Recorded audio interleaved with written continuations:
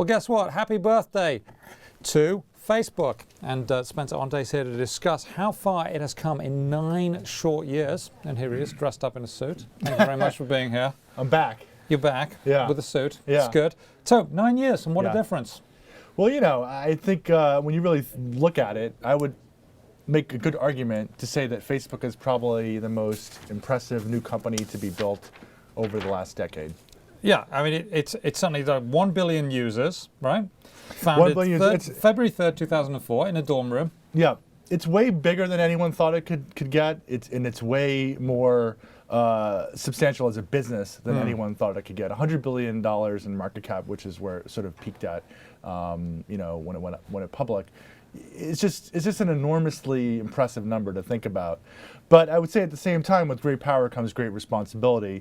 And I think as Facebook makes this transition from adolescence to adulthood, it's going to come with a whole new set of challenges. Yeah, and well, I should also point out there was the great movie, The Social Network.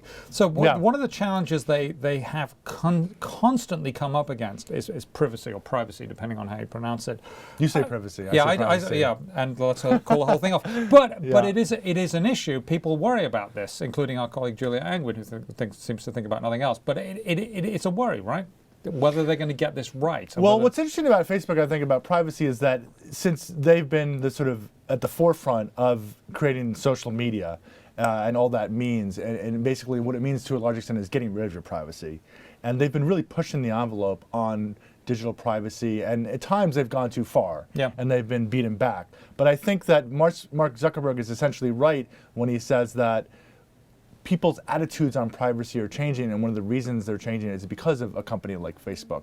So I think they're going to continue to push the envelope on privacy, but I do think they need to be more respectful of it, especially since they're operating under government regulation now and being audited by the U.S. government in terms of privacy.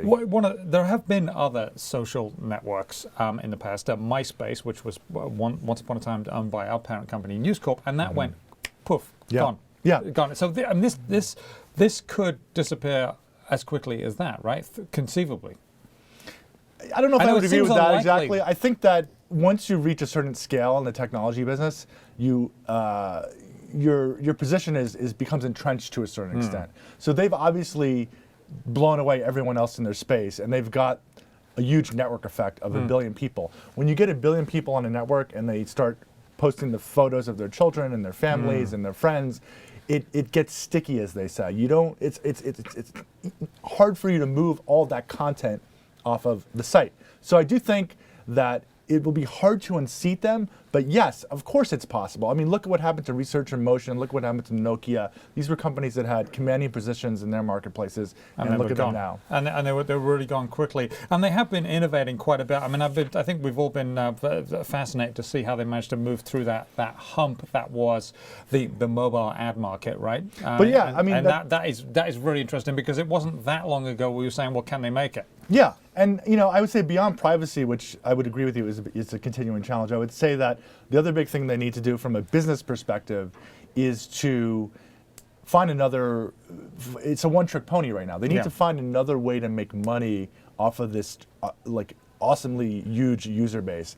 This is the same challenge that Google faced with digital advertising. There was one thing they brought up, was possibly charging people $1 to send you an email. I don't think that's going to be part of the solution. Yeah, I don't. It seems small potatoes. That seems like it would backfire. But certainly they're thinking about different ideas, right? They don't want to force people into doing something they don't want to do. All right. What they want to do is they want to make it attractive so that people will opt into something, and like maybe buying things on Facebook, okay, or maybe making a better form of monetizing all the usage and activity on your mobile Facebook service. Those are two things that they're working on, I think, pretty hard right now, and I think they have some potential.